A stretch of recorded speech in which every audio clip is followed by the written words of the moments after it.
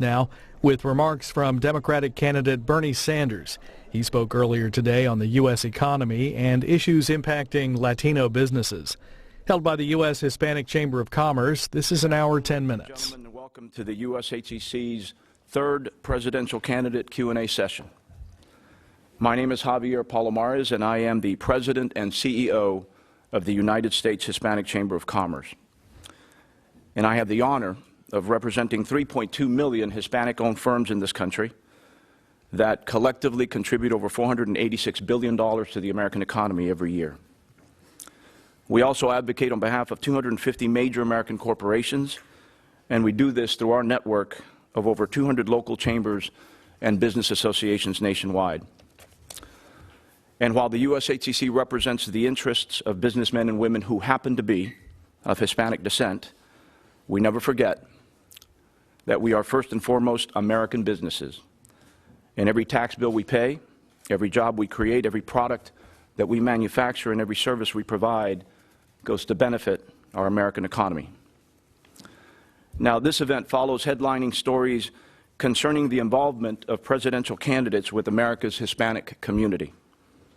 And as an association that represents millions of Hispanic business owners, we have an accountability to ensure that their voices are heard by each and every candidate, not only as business leaders, but as taxpayers, campaign donors, and ultimately as voters. This Q&A session is the third in a series. Already we've spoken to Senator Ted Cruz and Governor Martin O'Malley. And this forum is meant to set the record straight on a wide array of issues that concern Hispanic Americans. So today we'll be talking about a wide array of issues, including the economy, small business, international trade, immigration, climate change, and equal pay. Frankly, issues that affect all Americans. So with that, I'd like to welcome to the stage Senator Bernie Sanders.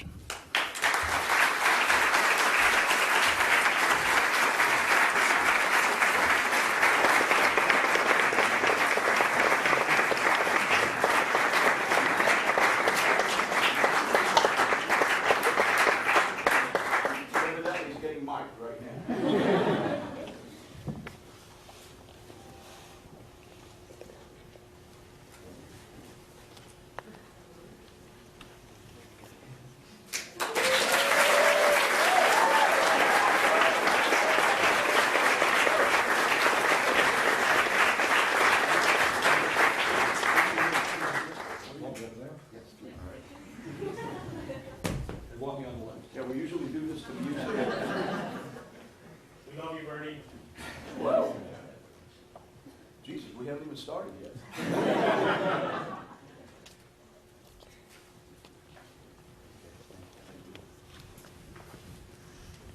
Well, again, thank you very much, sir, for being with us. We've been looking forward to this, and I appreciate you making time to do this. We recognize that obviously you've been very, very busy here lately, so it's important to us that on time. I want to get your take right off the bat on the primary events. Now, we know that you've made significant gains since announcing the candidacy, and you're averaging around 19% in national polls. However, that still compares to Secretary Clinton at around 60%. So the question is, Mr. Senator, are you, as they say, for Hillary, and what do you plan to do to stay viable to win the nomination? Well, Javier, let me begin by thanking you very much for inviting me. This is a wonderful turnout, and thank you all for being here. We start this campaign and go into this campaign absolutely as an underdog. I mean, we make no, there's nothing else to say. We are the underdog. If you and I were having a chat three and a half months ago, and you asked me whether I was going to run for president, I would have told you that I really did not know. My wife was not all that excited about the idea. My wife is a very smart woman. So we kind of new into this game. I think it's fair to say that Secretary Clinton has been thinking about this for a lot longer than I have. And let me tell you some of the issues that we were struggling with when we were contemplating whether to get into this or not.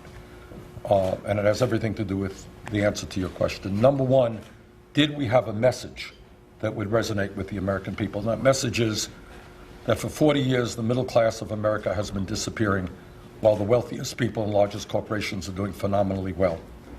And do we need fundamental changes in the way we do economics and politics in America? I thought that that message would resonate. It is resonating. The second question that we had to tackle is that as a result of this disastrous Citizens United Supreme Court decision, which in my view is one of the worst decisions ever rendered by a Supreme Court, which basically says to the wealthiest people in America, you could buy elections. You want to run for office? People will line up and they will give you hundreds and hundreds of millions of dollars. We knew we would be outspent, but we thought we could raise enough money to run a winning campaign. It turns out that we were right.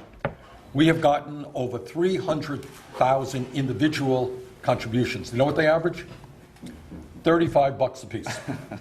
Now that is a different way to raise money than going to a super PAC where millionaires sit there and put in $500,000 or $1 million or $10 billion. Can we raise enough money to win? I think we can. The third issue is we understood that Secretary Clinton is very, very well known, that we would have to develop a strong grassroots movement. And we are doing that. Just last night, we had 3,500 organizational meetings in every state in this country. We believe that over 100,000 people came out. So to answer your question, you are right. The poll numbers that you gave are right. But we have the momentum. In early states like New Hampshire and Iowa, we are doing significantly better than the national numbers. So I'm not guaranteeing victory, but I think we have a very good chance to win if we can develop that grassroots movement all over this country. Well, congratulations. I have to say that certainly the message appears to be resonating, so congratulations on calling that one right. Follow-up question, how would you respond to Governor O'Malley's likening your recent surge to that of Donald Trump's, as if saying that both of you are nothing more than a summer fling? I've been doing what I do for many, many years. And when you have 100,000 people attending meetings last night, when you have rallies in which 8, 10, 11,000 people come out, when you have a website which is being inundated by hundreds and hundreds of thousands of people who are responding to our message that in this great country it is unacceptable that we have the most unequal distribution of wealth and income of any major Western country on earth, that we are the only major country that does not guarantee health care to all people as right. We are the only major country on earth that does not guarantee family and medical leave, paid sick leave, paid vacation time, that the rich get richer and everybody else is getting poor. This is not a summer fling. These are issues that are resonating with the American people who very loudly and clearly are saying enough is enough. This economy and our political system belong to all of us and not to a handful of billionaires. Good response. On to the economy and small business. Now, in a Washington Post article, you stated, and I quote, "I would not deny it, not for 1 second. I'm a democratic socialist." Now, one of the most distinguishing factors of your candidacy is that you have very openly claimed to be a socialist. And while the USHCC kind of stands for a strong free market economy where entrepreneurs should be able to pursue their American dream, with limited, by the way, government regulation, I find it very commendable to see that you're not shying away, not for a second, from your beliefs. In fact, we respect that very much. And at the end, what we respect most of any candidate is transparency and consistency. However, as a business organization, your views do concern me a bit. So the question is, Bernie, how would the Sanders economic platform translate into growth for American small businesses? Good question, Javier. Before I answer this very important question, let me back it up and put it into a context. Before we decide how we go forward, we have to know where we are today. Okay? And sometimes we don't discuss that enough. Where we are today is that median family income in America is $5,000 less, almost $5,000 less than it was in 1999. Where we are today is that we have the highest rate of childhood poverty of any major country on earth. Where we are today is that 45 million Americans are living in poverty. Where we are today, Javier, is that a recent study came out from the Economic Policy Institute, and this is what it said about youth unemployment. For high school graduates between 17 and 20 who are white, real unemployment is 33%, Hispanic youth unemployment 36%, African American youth unemployment 51%. 35 million people have no health insurance. We have a child care system which is a disaster. Working families, in most cases, are not confident they can find affordable quality child care. That is some of the realities of the American economy today. And you ask me, am I a democratic socialist? I am. What does that mean? It means that you have the courage to look at countries around the world that are, in fact, doing things better than we are, just as there are things that we do that are better than what other countries do. And smart people look and steal the best ideas available, right? That's what business people do. I was a mayor. We looked at cities all over America. What ideas? What is San Francisco doing? What is Austin doing? What can we steal? This is what we can steal. From the business perspective, how many of your small business people struggle every day and spend huge amounts of time on health insurance? Correct? An incredible large portion. Right. Absolutely. And I would think that a small businessman would like to spend his or her time worrying about their business, how their business is going to grow, not figuring out, talking to 87 different people as to how they're going to get affordable health care for their workers. Yes? Is that a fair statement? Yeah, absolutely. All right. Every other major Western country has health care as a right. Now, how about, not only will that be a benefit to the people of this country, it takes the burden off a small business. Is that a good idea? I think it is. We are the only major country that doesn't do that. What about family and medical leave? Today in America, a low-income woman gives birth, she has to get back to work in 5 days. Is that right? Is that morally right? I don't think so. We are the only major country that does not provide family and medical leave. What about education? You know and I know that this country does not grow unless we have a good educational system. There are hundreds of thousands of bright, qualified young people in America today who desperately want a higher education. They can't get that education. You know why? They can't afford it. That's why I believe we should make public colleges and universities tuition free. I think it helps the business community. It helps America. So when I talk about democratic socialism, I'm saying take a look at what's going on in Sweden. Free college education, free health care. I think it makes sense to look at countries that are doing good things for working families. Taxes, all right? I am sure we may have a disagreement on this. We may. We may. But let me be very frank. When you have the most unequal level of income and wealth inequality of any major Western country, when you have major corporations, I'm not talking about small businesses, major multi-billion-dollar corporations stashing their money in the Cayman Islands, not paying a nickel in taxes, I think that that is wrong. And I will do away with those loopholes. You know, I did, however, want to hear from you in particular, how would President Sanders address the needs of minority-owned businesses, and specifically Hispanic-owned businesses? Can you share a bit about that? Yes. When real unemployment is as high as it is right now, I think we have got to invest in rebuilding our crumbling infrastructure. And I've introduced legislation that would spend $1 trillion over a 5-year period and create 13 million jobs. Now, as it happens, as I'm sure you're aware, the Hispanic community is, in fact, heavily involved in construction. I don't know the exact number, but a very significant percentage of Hispanic businesses are involved in construction. If we start rebuilding our roads, our bridges, water system, wastewater plants, this will make America stronger and more efficient, provide millions of jobs, and I think really be a significant boost to the Hispanic community. That's one way I think we can play a role. Thank you for the response. I'd like to chat about something that we feel very strongly about here at the USHEC, and that's equal pay.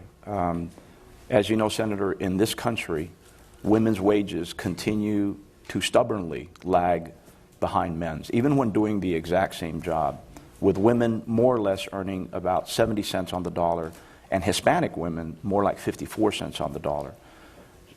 First of all, why do you think that is? And as president, what would you do to address that disparity?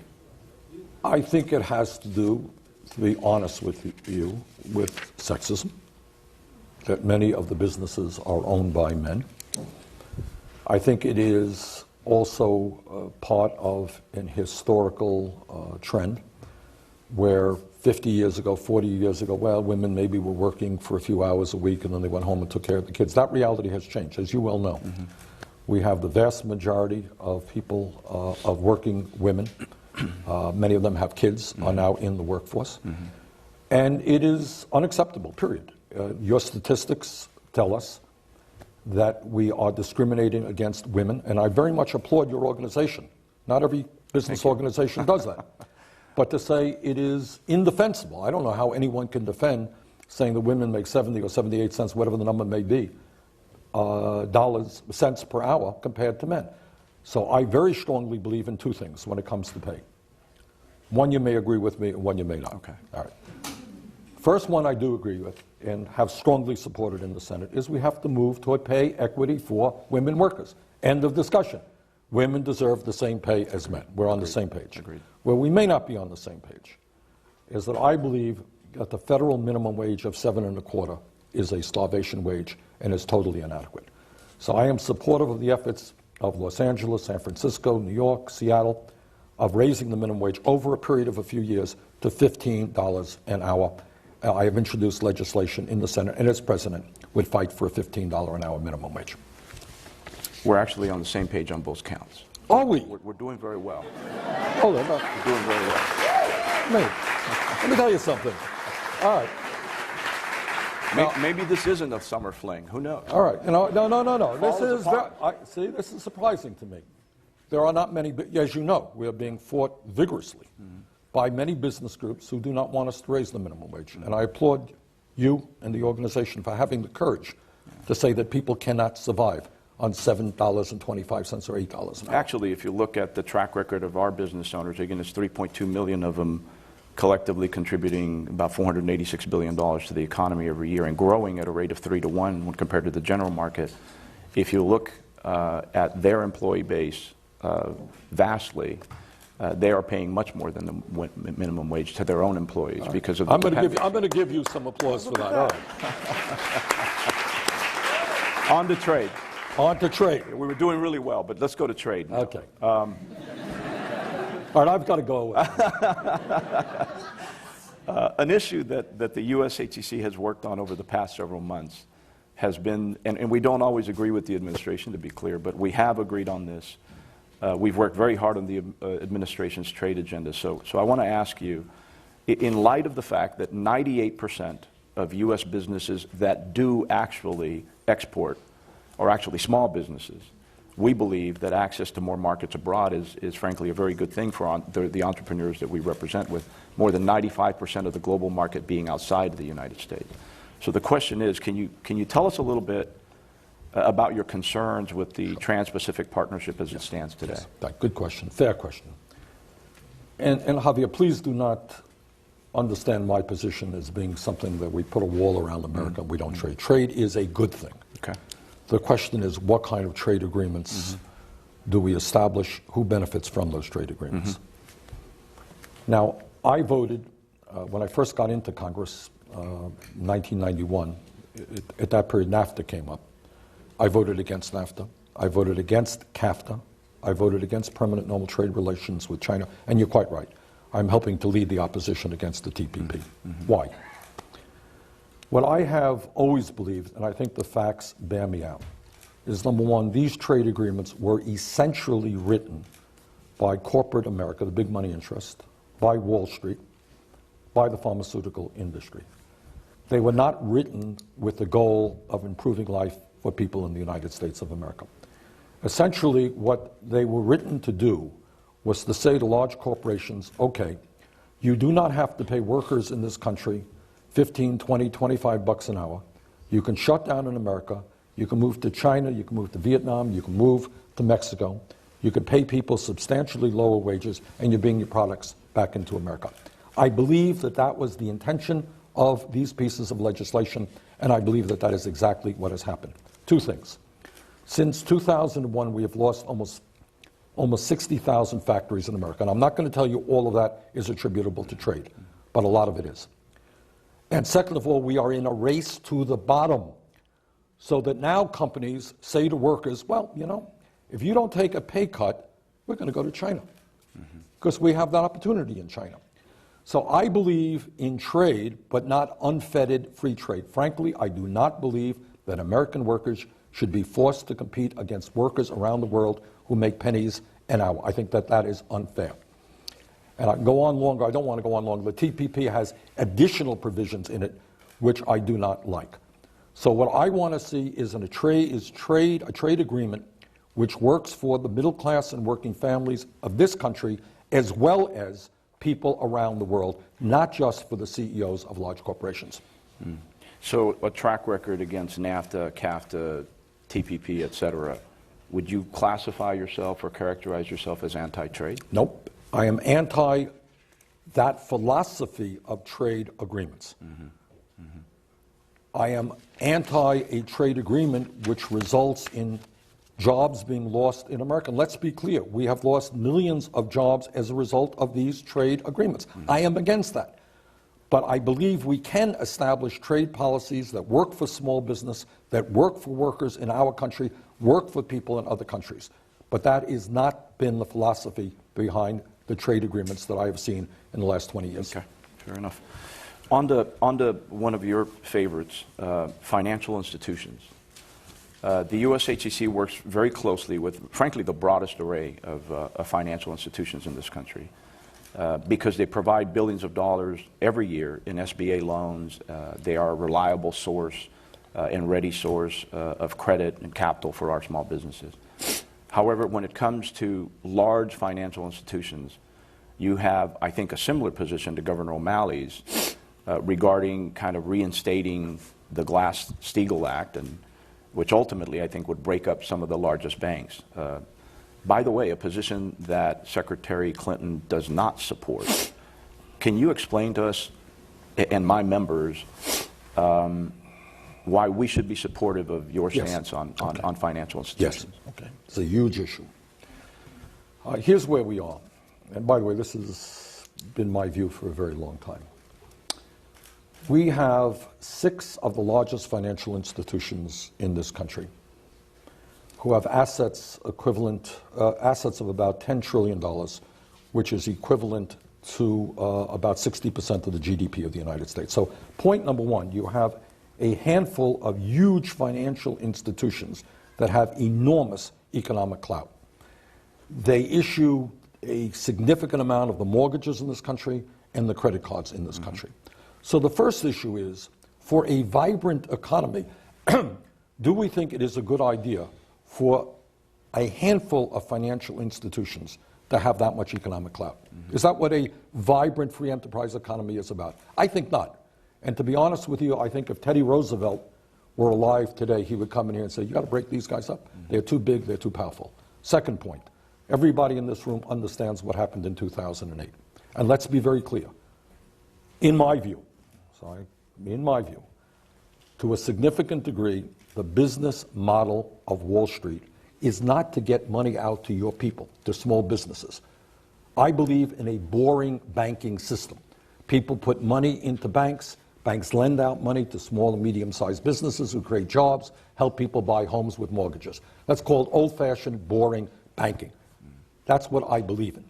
What Wall Street has done is create a business model which says we really don't care about small and medium-sized businesses. What we care is about being an island unto ourselves, coming up with the most esoteric financial tools imaginable that nobody in the world knows, but enables Wall Street to make huge, huge amounts of money in highly dangerous and speculative activities.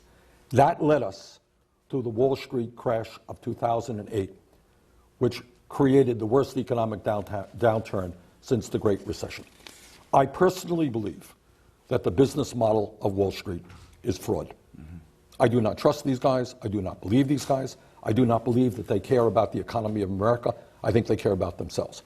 I want a banking system where you have small, medium-sized banks where your people can walk in and somebody says, I know who you are, I know your history, you're going to get a reasonable price loan. You're part of the community. I know you. I do not want to have people as an island unto themselves, separate from the productive economy.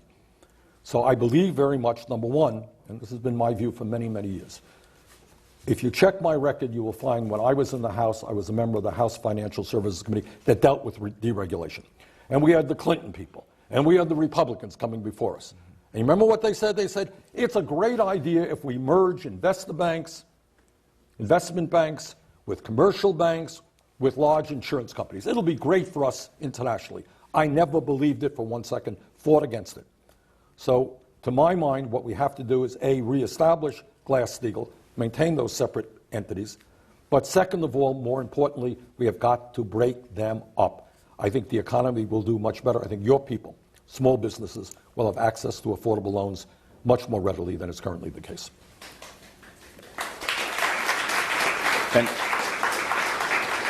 And I want to clarify, I know that when you say your people, you mean American small businesses. Right. I know that. Right. No, that's a big No look. heckling. This is a huge issue. We're going to get to that issue in a second. Okay. Energy and the climate. Good. Let's talk about energy and climate change. I think this week you challenged Secretary Clinton on the Keystone Pipeline, saying, and I quote, "It's hard for me to understand how one can be concerned about climate change but not vigorously oppose the Keystone Pipeline." So the question is, what is your plan to strike a balance between facilitating business growth, promoting energy independence, while at the same time protecting the environment? Javier, let me reverse the order of that question. Okay. I believe in what Pope Francis said in his recent encyclical. I believe that climate change is the great environmental planetary crisis that we face. And I think that we have a moral responsibility to leave this planet to our kids and our grandchildren. I have 7 beautiful grandchildren, in a way that is habitable. So I have to reverse the order of your question. Mm-hmm. And then the question is, how do we do that? Mm-hmm. And I have to tell you that the way you do it is have the United States of America lead the world. We can't do it alone. This is a global problem, working with China and Russia and India and countries all over the world in transforming our energy system away from fossil fuel into energy efficiency and such sustainable energies as wind, solar, geothermal, and other new emerging technologies. The debate is over. The scientific community has told us loud and clear that climate change is real, caused by human activity, and already causing devastating problems. So for the sake of the planet, how do we go forward? And I think President Obama has made some fighting against a whole lot of people who refuse to even accept the reality of climate change, has made some good initiatives. But we have got to go further if we are going to save this planet and lead the world in transforming our energy system. Number 2, how do you do that? Well, I think one of the ways you do it in terms of energy efficiency is making, in terms of climate change, is moving aggressively toward energy efficiency. Our rail system lags far behind Europe, Japan, and even China. We can take an enormous number of trucks off the road by having a modern rail system.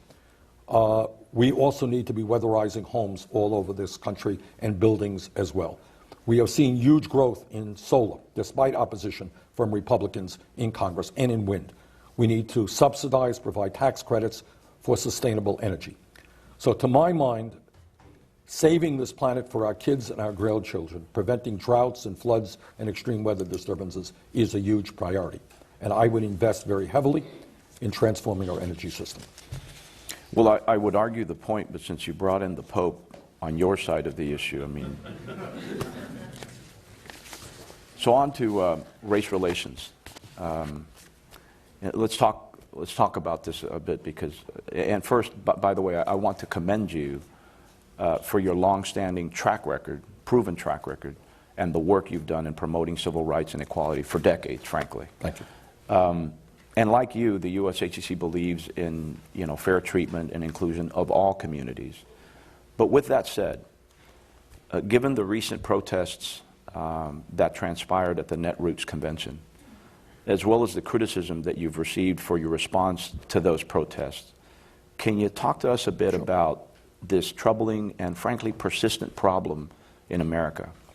As president, how would you address the racial tensions that still stubbornly exist in this country?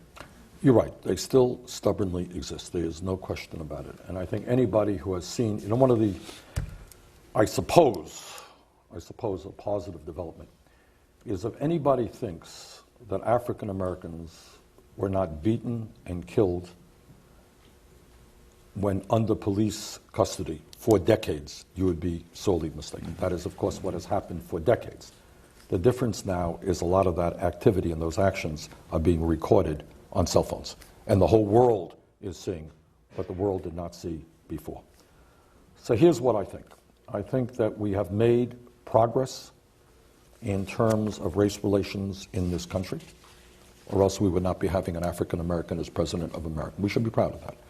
But I think that anyone who does not believe that, tragically, that racism is alive and well in America, that we do not have hundreds of hate groups whose whole function in life is to pit white people against blacks and Hispanics and Jews, Catholics, anybody else, you would be mistaken. That tragedy exists. So what do we do about it?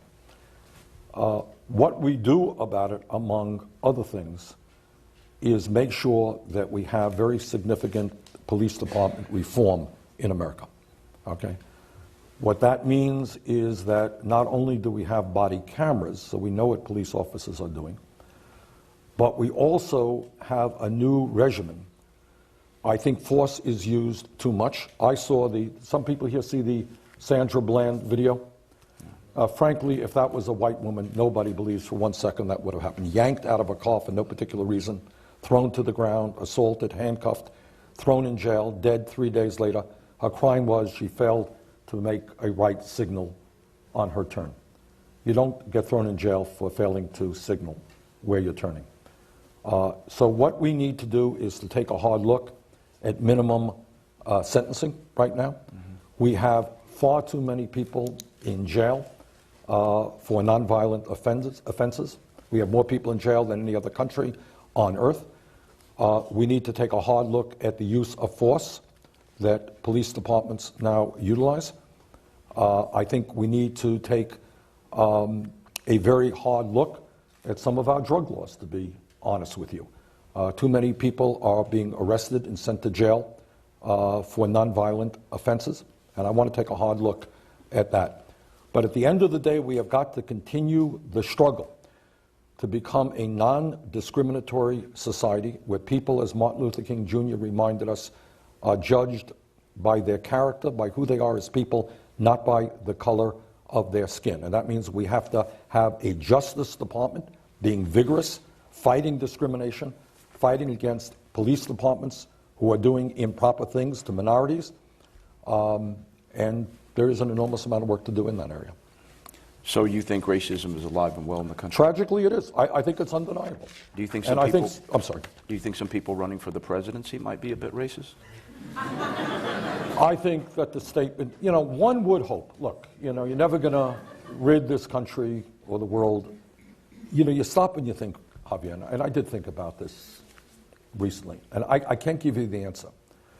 You think back to the origins of the United States, before we were a country, mm-hmm. All right? Mm-hmm. Do you remember what the settlers, the people who came from Europe, did to the Native Americans? Mm-hmm. What atrocities were committed? And then we had the horror of slavery, and how many millions of people died and were dehumanized as a result of slavery. And then we had the attacks against Asians, and now we're seeing it against Latinos. For whatever reason, I'm not a psychiatrist, and I do not know why people apparently feel good about themselves when they're putting down and insulting other people. The statements that Donald Trump made were clearly outrageous, And it troubles me very much that a candidate for president would stoop to that level, period. Good response.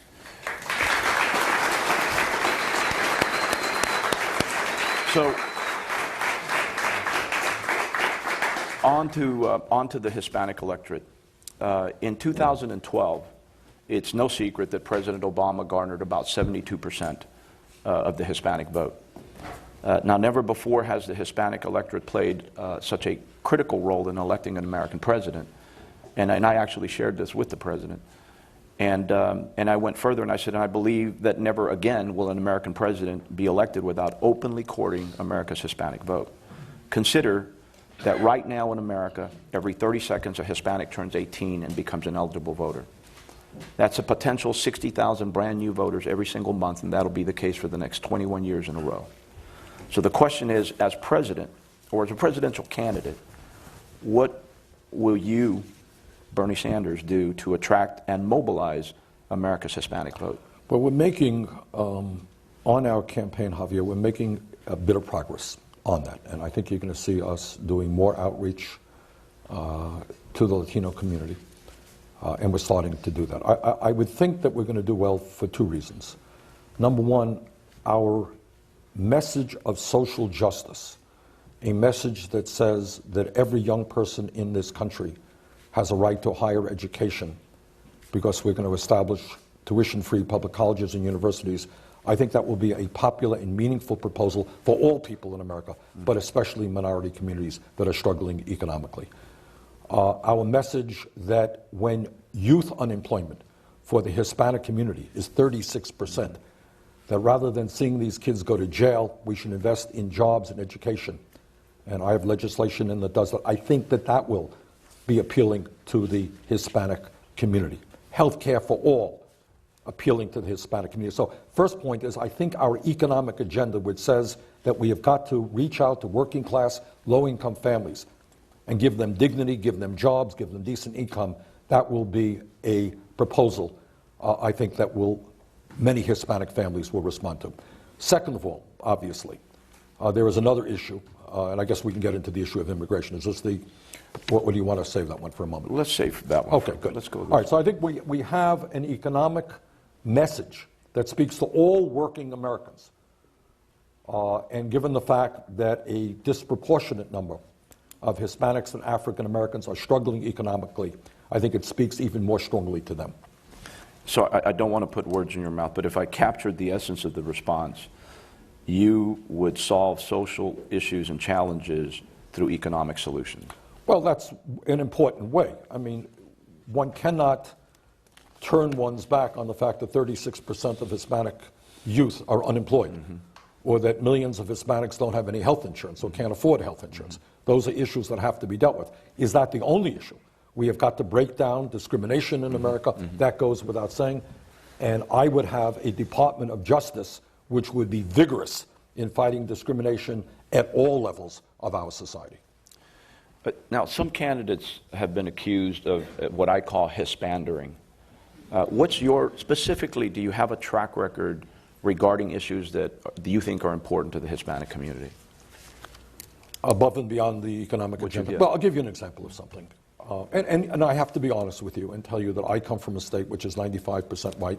That's the reality, and that's the state that I'm very proud to represent. We're a beautiful state. Love Vermont. Good. You get up there? Absolutely. Okay, great state. Want all of you to come on up. But I'll tell you a story, if I might. In 2007, as I recall, I learned about a horrific situation which is existing in Immokalee, Florida. Does that town mean anything to you? Immokalee, Florida is a small town near Naples, Florida, where it turns out most of the tomatoes that are used by McDonald's and Burger King and fast food restaurants, that's where the tomatoes are grown. I went to Immokalee to stand with the undocumented tomato workers who are being exploited in the most horrific manner. Because they are undocumented, they really have no legal rights as well. And if you can believe it, coincidentally, on the day that I was in Immokalee, front page story in the local paper is that a local contractor there was charged, you know what the crime he was charged with by the U.S. Attorney? Slavery. Slavery in the year 2007, because he was holding workers involuntarily and forcing them to work. That is how bad the situation was. People were getting horrendously low wages. I went to the homes there. Terrible, overcrowded shacks, working conditions abysmal. What we did, Javier, after I was there, we worked with some of the people who were supporting these workers. We held a hearing on my committee, Health, Education, Labor, which was then chaired by the late Ted Kennedy, a good friend of mine. And to make a long story short, the impact of that was, along with a lot of other effort, to improve the wages and standard of living of those workers. Okay? I'm a senator from Vermont. I did not have to do that. Didn't get me any votes back home. But I did it because it was the right thing to do, because when undocumented workers get exploited, it's not only they who suffer, but it's every worker in America. You happen to be talking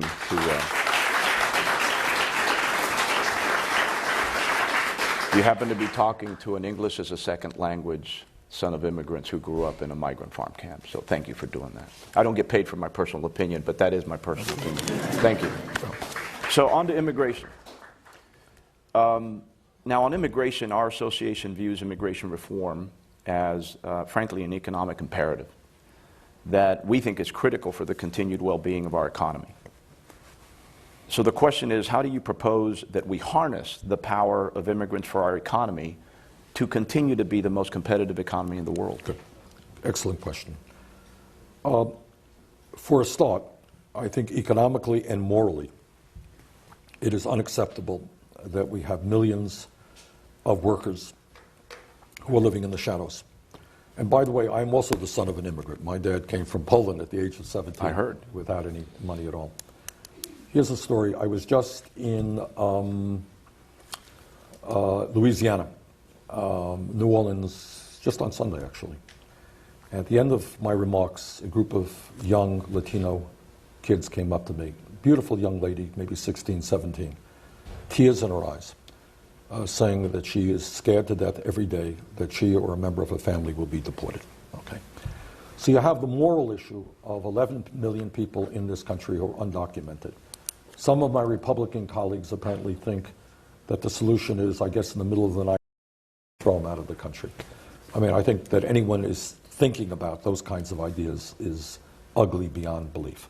Clearly, what we have got to do is provide comprehensive immigration reform and a path toward citizenship. Now, that is not only the right thing to do for those people in this country, but to your point, economically, it is the right thing to do. When people, workers who are undocumented, have no rights, when they're not getting the benefits and the taxes that they're paying, it impacts the whole economy to the tune of many, many, many billions of dollars. And let us also be clear on 2 points. Maybe you agree with me on this one, maybe you don't.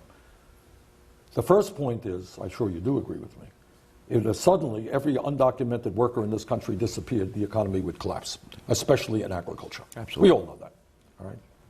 No great secret, it would collapse. And in many other areas, construction. The second area is, people talk about illegal immigrants. Well, there's such a thing as illegal employers as well. People do not come over the border and get jobs without the full expectation that their employer understands exactly what's going on, will pay them under the table, and in fact exploit them. And I find it very interesting that many of my law and order friends, politicians, ignore that simple reality. So to your point, the economy becomes stronger when people have legal status, when people do not have to worry about being picked up and deported, where families are separated. The economy becomes stronger when people are part of our workforce, earning decent wages, spending money, holding their heads up high.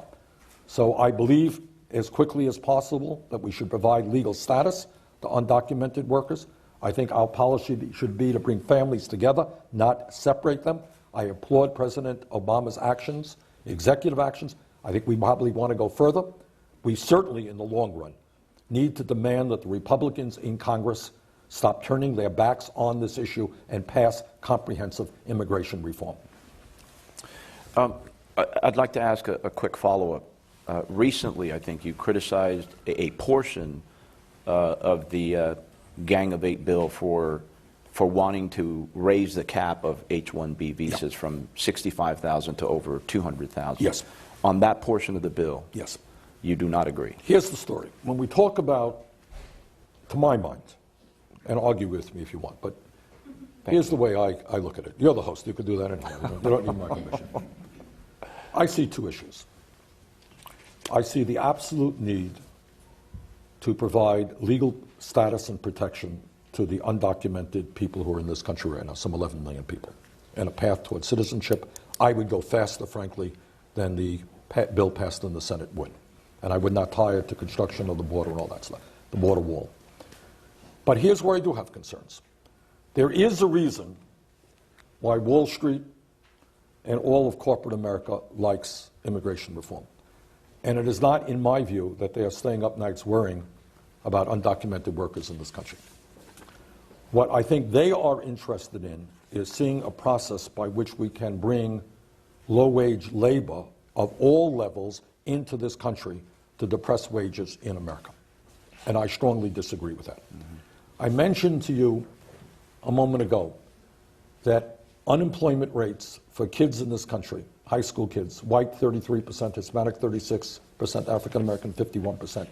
I frankly do not believe that we should be bringing in significant numbers of unskilled workers to compete with those kids. That's my view. I want to see these kids get jobs. And as part of that immigration bill, by the way, passed a couple of years ago, I managed to get $1.5 billion program in it for youth in this country to get jobs. Okay? So that is my view. I see it as two separate ones. H-1B, here's the story. You have many corporations who say, well, you know, I can't get the high-tech guys that I need, right? That's what they say. I think in some cases that's probably true. There may be a specialty, they can't find that worker. But on the other hand, I have talked to too many people in the high-tech industry who are saying, you know what? There are hundreds of people in this country who would like to do that work. What these corporations are doing is going outside of the country so they can pay people from Russia, Eastern Europe, lower wages than they can American high-tech people. I think that that's wrong. So if what a company has got to do, to my mind, is to say, okay, look, we've looked all over New York State, we've looked all over California, we just cannot find any high-tech worker, any engineers, any computer people. Therefore, we'll go out of the country. Fine. But first of all, you have to make sure that you've gone through an exhaustive process to make sure that people in this country can get those jobs. That is my concern. So, in your view, you think that these high-tech conglomerates want to bring immigrant labor in so that they can depress wages. Wouldn't you think, though, that maybe it's more of a training and education issue, that the young people or people who are unemployed today don't have the skill sets? Isn't this more a training and education issue than it is raising or lowering the cap on H-1Bs? The answer is an unequivocal yes and no. So we agree? No.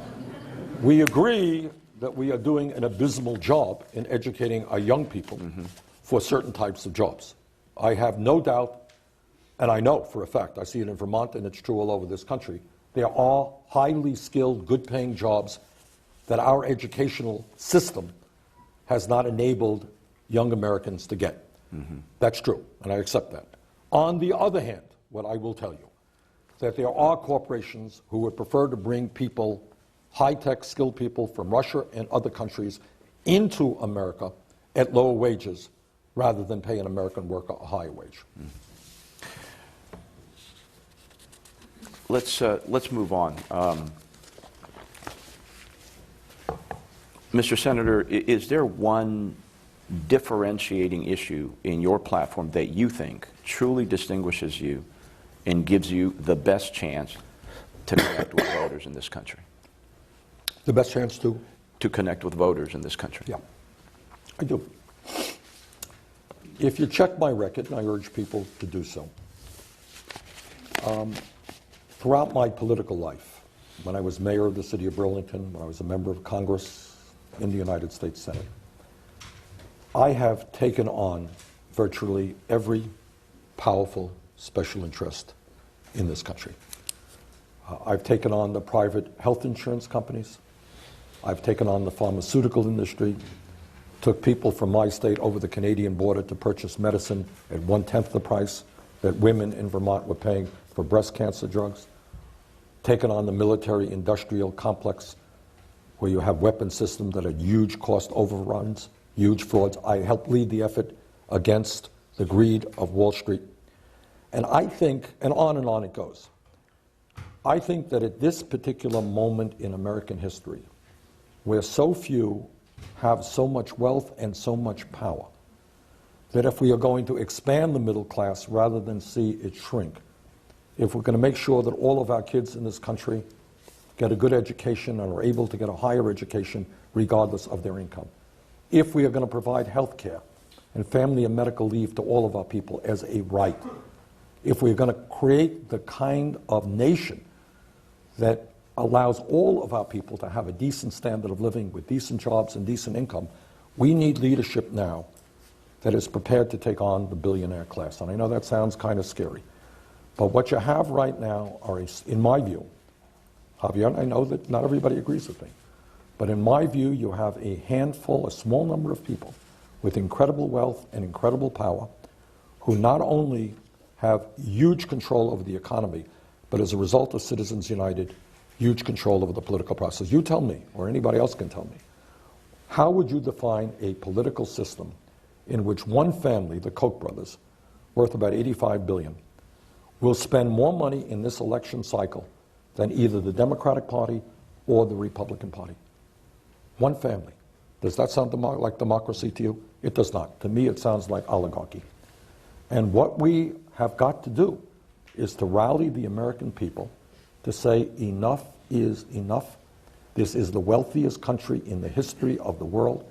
We can provide health care and a decent standard of living to all of our people. But in order to accomplish that, we cannot be naive. And what I have said, Javier, over and over again in my campaign, it's not just about electing Bernie Sanders to be president. I can't do anything, or very little, unless there is a movement of people behind me prepared to stand up to these very, very powerful people. So that is where I think it's not only the agenda that I've outlined to you, which is different than other candidates, but it is the belief that we need a mass political movement. If 80% of young people do not vote as they didn't vote in the last election, if 63% of the American people don't vote, you're not going to see any change in this country, regardless who is president.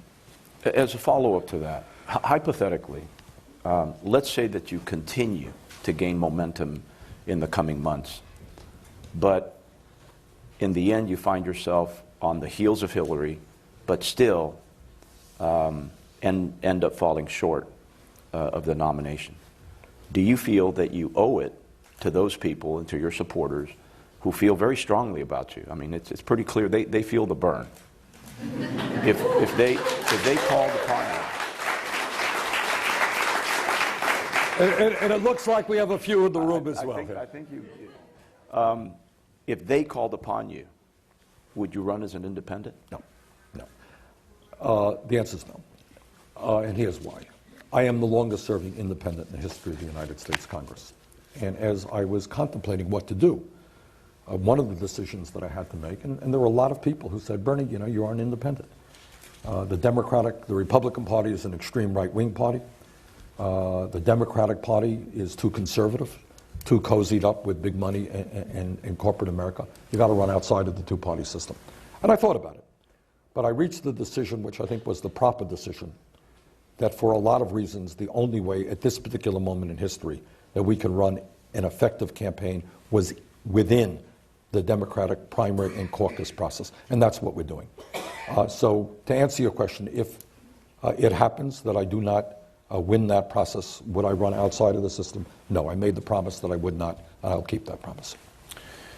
And let me add to that, and the reason for that is I do not want to be responsible for electing some right-wing Republican to be president of the United States of America.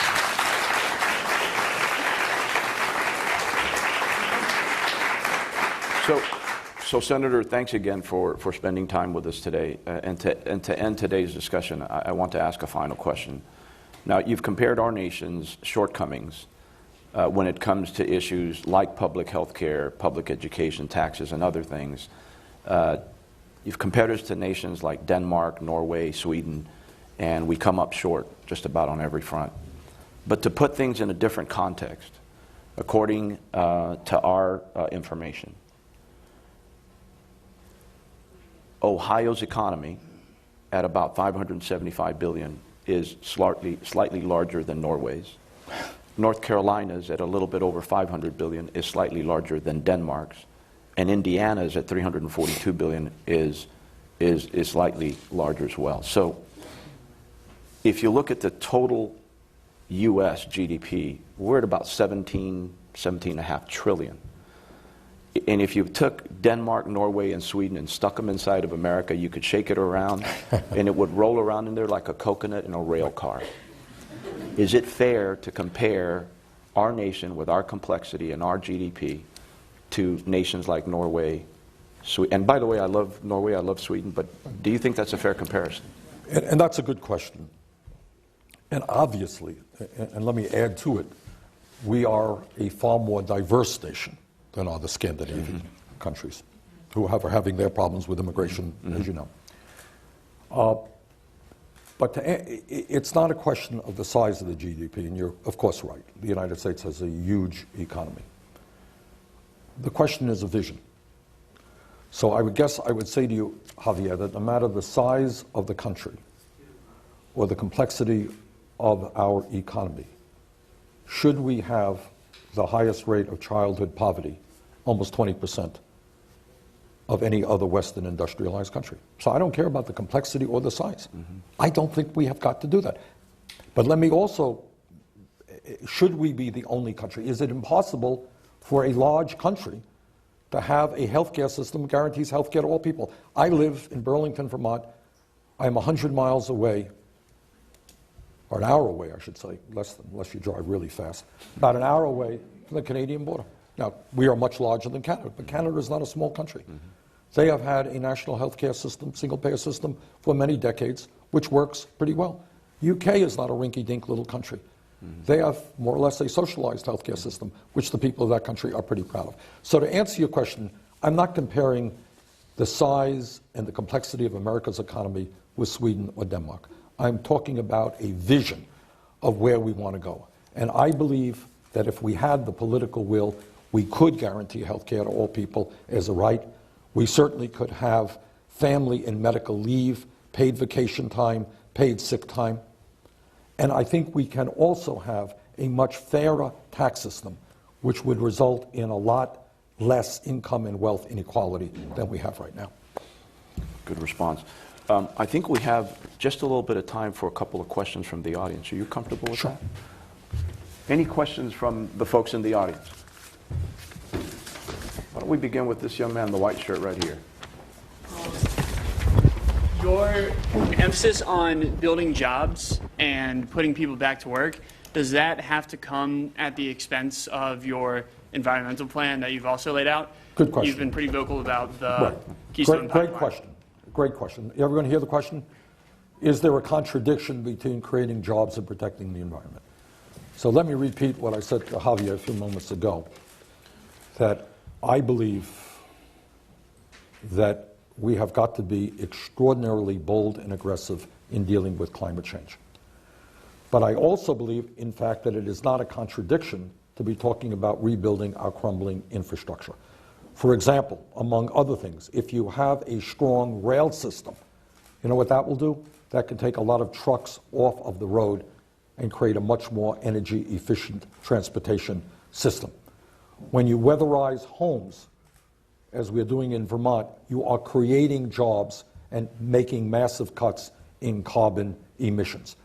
So I don't see a contradiction. I think that we can move aggressively toward sustainable energy and energy efficiency, and in fact create jobs in doing that, while at the same time we are effectively combating climate change. Is Dan, where's Dan from CNN? I can't, Dan? Hi, sir. I want to ask you about the 2007 immigration reform bill you voted against. Right. But at the time you said, I'm going to quote you, "The bill says we must strengthen our borders and not allow people to so easily come into the country. That is long overdue and it's absolutely right." Why did you say that back then when now you're saying that you wouldn't tie immigration reform to building a wall or anything about border security? Well, there's a very significant difference in scope of what the recent bill does compared to what that bill does. My concern about the bill that I voted against has to do with exactly what Javier and I discussed a few moments ago. and that is that there was too much emphasis on bringing low-wage workers into this country, okay? What I want to see and what is better about the recent bill is, number one, that there is a path towards citizenship, which is absolutely essential, and second of all, that I was able to get a fairly significant amount of money into providing jobs for young people in this country. And that is the difference between, among other things, those two pieces of legislation. How about Luis Alonso? I can't. Luis, what's from Associated Press? Yes, hi, many thanks. I would like to ask you about foreign policy. If you could please talk about concrete initiatives you could you have in mind for Western Hemisphere, in particular for Latin America. What are the big trends you see, and what do you have in mind? Well, as I mentioned to Javier, I voted against NAFTA for a number of reasons. But by the way, in my view, if you look at the impact that NAFTA has had on Mexico, one of the impacts that it has had that we have got to own up to is massive dislocation of small farms in Mexico and driving a lot of workers off of those farms into the cities and into very bad situations. Second of all, I will tell you that I am concerned when I see how aggressive China has been in moving all over the world. Obviously, Latin America is our neighbor, and I am not impressed to the degree that we have been reaching out with Latin America. I support very strongly the President's initiative in normalizing relations with Cuba. I think that's a step forward. But I think that to a too significant degree, we have ignored those people who are closest to us. And I think we've got to work with them in intelligent ways to improve their economies. I don't have to tell anybody in this room that what we have seen in Guatemala or El Salvador or Honduras, the kind of violence and mob rule there, resulting in kids having to flee, that is something that the United States has to pay attention to. Lastly, broadly speaking, on foreign policy, I voted against the war in Iraq. I think history will record that as the right vote. And if you read some of my speeches at that point, much of what I feared would happen, in fact, did happen in terms of the destabilization of that region. Alex Seitz-Walls with MSNBC. Hi, Senator. On immigration again, Forward Us responding. Can you, a little bit louder, Alex. Forward Us, which is a pro-immigration reform group backed by tech companies and tech entrepreneurs, responding to your Vox interview yesterday, a very tough statement. They say in the headline that you are wrong on immigrants. They say that your statements are troubling, that you falsely pit immigrants as obstacles to tackling unemployment and are just plain wrong. So how do you respond to that, and do you think that immigrants can take jobs from Americans? Well, you got to be careful about defining the word immigrants. What they are talking about is completely opening up the border. That was the question. Should we have a completely open border so that anybody can come into the United States of America? If that were to happen, which I strongly disagree with, there is no question in my mind that that would substantially lower wages in this country. When you have 36% of Hispanic kids in this country who can't find jobs, and you bring a lot of unskilled workers into this country, what do you think happens to that 36% of kids who are today unemployed? 51% of African American kids. I don't think there's any candidate for president, none, who thinks that we should open up the borders and not see that as having a negative impact.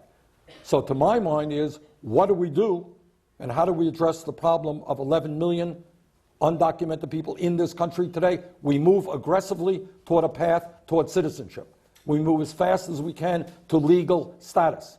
We provide protection for those people. But to simply open the borders of America, do you think there is any candidate for president who thinks that that makes sense? I don't think so. Nor do I. Elise Foley with Huffington Post. Hi, Senator. I actually wanted to follow up on Alex's question just more narrowly than open borders, since, as you said, nobody's even really proposing that. Do you believe economists are wrong that say that that say that immigration improves the economy and actually can create American jobs. Do you believe that that's wrong? And do you think that legal immigration should be restricted? Do I think that illegal immigration should be restricted? No, I don't. No. The question that I was asked is essentially an open borders. And I certainly do not agree with it. My father was an immigrant. Immigrants have built this country. Javier's dad was an immigrant? Yeah. That is one of the virtues of America, that we have people coming from all over the world with their own particular set of skills and ideas. That is what makes America a unique country on earth, something that we should be very, very proud of. But there is a great difference in saying that we welcome immigrants, that we're going to provide a path towards citizenship for those people and those families that are in this country today, than saying, oh, we're not going to have any borders at all. I think we agree on one more thing, that immigrants make America more American. They do. That is a huge part of what makes this country great. Senator, closing thoughts. Well, first of all, my closing thought is to thank you very much for inviting me here today, and thank you for all the work you and the organization are doing. And I want to thank everybody for being here today.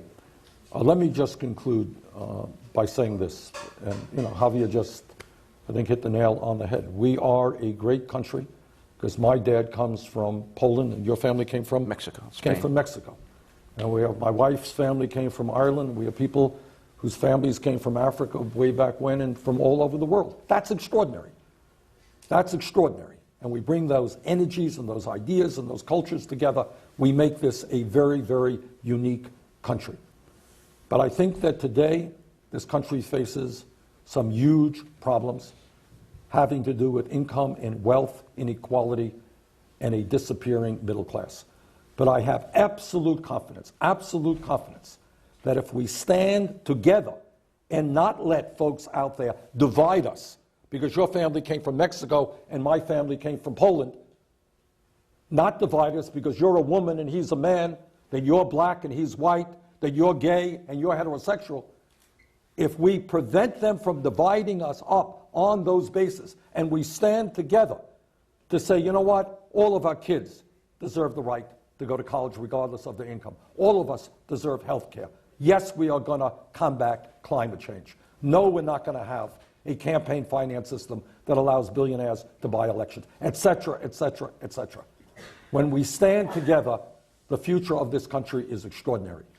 If we allow them to divide us, I worry very much about our future. So, Javier, thank you so much for what you're doing, and I enjoyed being with you today. Ladies and gentlemen, Senator Bernie Sanders.